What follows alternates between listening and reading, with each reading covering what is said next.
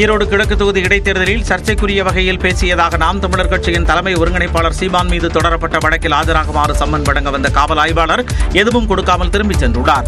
கடந்த ஜனவரி மாதம் 28ஆம் தேதி ஈரோட்டில் தேர்தல் பரப்புரை கூட்டத்தில் பேசிய சீமான் வெடிகுண்டு வைத்திருப்பதாக பேசியிருந்தார். இது தொடர்பாக அவர் மீது 3 பிரிவுகளின் கீழ் வழக்கு பதிவு செய்யப்பட்டது. இதனையடுத்து விசாரணைக்கு ஆஜராகுமாறு சீமான் வீட்டிற்கு சென்று கருங்கல்பாளையம் காவல் ஆய்வாளர் விஜய் சம்மன் வழங்கியிருந்தார். அதற்கு அவரது வழக்கறிஞர்கள் ஆஜராகி வழக்கு குறித்து டிஜிபியிடம் மனு வழங்கியிருப்பதாக விளக்கம் அளித்திருந்தனர். இந்த நிலையில் 2வது முறையாக சீமானுக்கு சம்மன் வழங்க காவல் ஆய்வாளர் விஜயன் கடந்த வெள்ளிக்கிழமை சென்னை சென்றிருந்தார். ஆனால் அவரிடம் சம்மன் வழங்காமலேயே ஈரோடு திரும்பிச் சென்றுள்ளார். 4 நாட்களாகியும் மேலதிகாரிகளிடமிருந்து உத்தரவு கிடைக்காததால் சம்மனை வழங்காமல் அவர் திரும்பிச் சென்றது தெரியவந்துள்ளது. தொகுதி மறுசீரமைப்பு விவகாரம் தொடர்பாக முதலமைச்சர் மு.க. ஸ்டாலின் தலைமையில் சென்னை தலைமைச் செயலகத்தில் இன்று அனைத்துக் கட்சி கூட்டம் நடைபெறவுள்ளது. மக்கள் தொகை கணக்கெடுப்பின்படி மக்களவை தொகுதிகளை மறுசீரமைப்பு செய்ய மத்திய அரசு முடிவு செய்துள்ளதாக கூறப்படுகிறது. இதனால் தென் மாநிலங்களுக்கான தொகுதிகள் வெகுவாக குறையும் எனவும், குறிப்பாக தமிழ்நாடு 8 தொகுதிகளை இழக்க நேரிடும் எனவும் முதலமைச்சர் கூறியுள்ளார். இதை தொடக்க நிலையிலேயே எதிர்க்க வேண்டும் என்பதால் இன்று அனைத்துக் கட்சி கூட்டம் நடைபெறும் என்று முதலமைச்சர் அறிவித்தார்.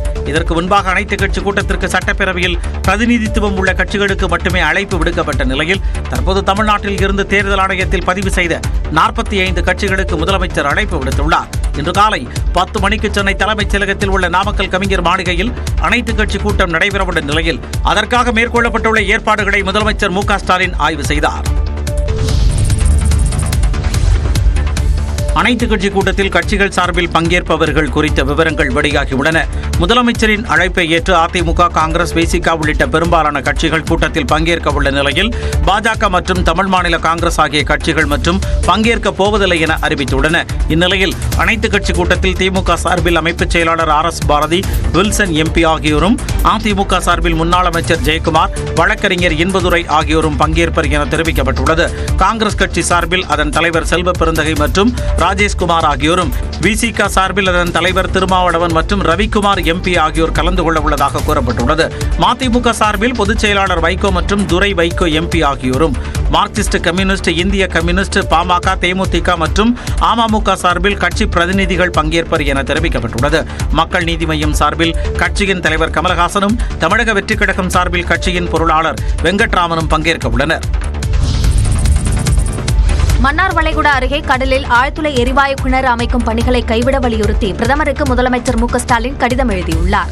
தமிழ்நாட்டின் ராமநாதபுரம் மாவட்ட கடல் பகுதிகளில் ஆழ்துளை எரிவாயு கிணறு அமைக்க கடந்த பிப்ரவரி 11ஆம் தேதி மத்திய பெட்ரோலியம் மற்றும் இயற்கை எரிவாயு அமைச்சகத்தின் ஹைட்ரோ கார்பன் இயக்குநரகம் ஏல அறிவிப்பை வெளியிட்டது.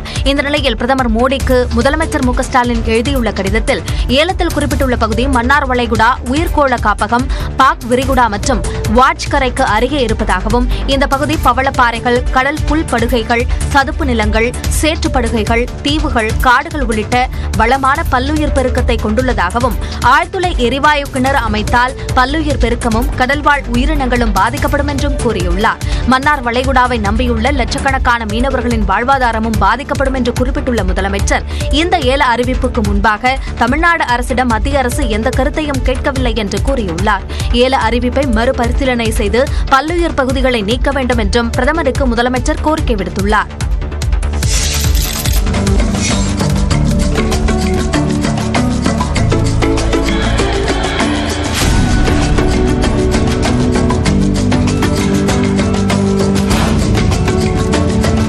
குஜராத் மாநிலத்தில் உள்ள வந்தாரா விலங்குகள் மீட்பு மற்றும் மறுவாழ்வு மையத்தை பிரதமர் நரேந்திர மோடி பார்வையிட்டார்.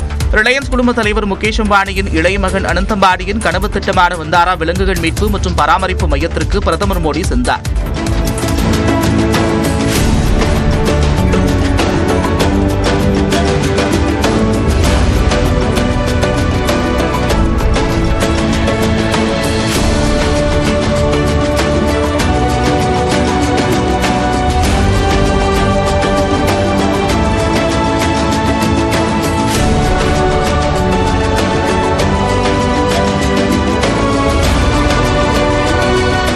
ரிலையன்ஸ் குழும தலைவர் முகேஷ் அம்பானி, ரிலையன்ஸ் அறக்கட்டளை தலைவர் நீட்டா அம்பானி, அவர்களது இளைய மகன் அனந்த் அம்பானி உள்ளிட்டோர் பிரதமர் மோடியை வரவேற்றனர்.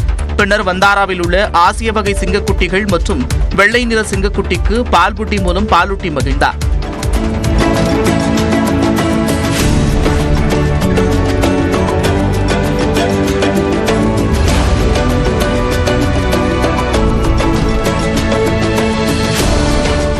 வண்டாராவில் உள்ள விலங்குகளுக்கான அறுவை சிகிச்சை மையத்தில் சிறுத்தை சிகிச்சை பெறுவதையும் பிரதமர் மோடி பார்வையிட்டார்.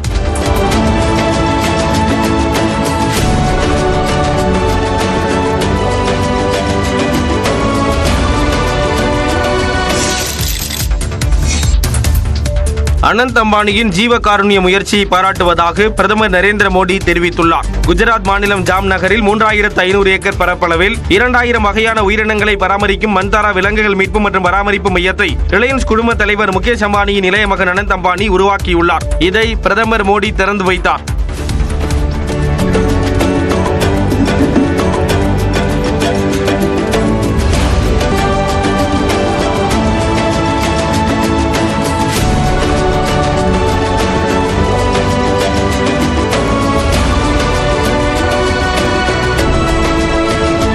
இது தொடர்பாக எக்ஸ் பக்கத்தில் பதிவிட்டுள்ள பிரதமர் மோடி, உலகின் மிகப்பெரிய வனவிலங்கு பாதுகாப்பு மையத்தை திறந்து வைத்தது மகிழ்ச்சி அளிப்பதாக கூறியுள்ளார். பூமியில் வாழும் சக உயிரினங்களையும் பாதுகாக்க வேண்டும் என்ற நெறிமுறைகளுக்கு வனவிலங்கு மறுவாழ்வு மையமான வந்தாரா சிறந்த எடுத்துக்காட்டு என்றும், அச்சுறுத்தலுக்கு உள்ளான மற்றும் பாதிக்கப்பட்ட விலங்குகளின் புகலிடமாக வந்தாரா திகழ்வதாக பாராட்டியுள்ளார். இந்த ஜீவகாருண்ய முயற்சிக்கு அனந்த் அம்பானி மற்றும் அவரது குழுவினருக்கு பாராட்டுக்கள் என பிரதமர் பதிவிட்டுள்ளார்.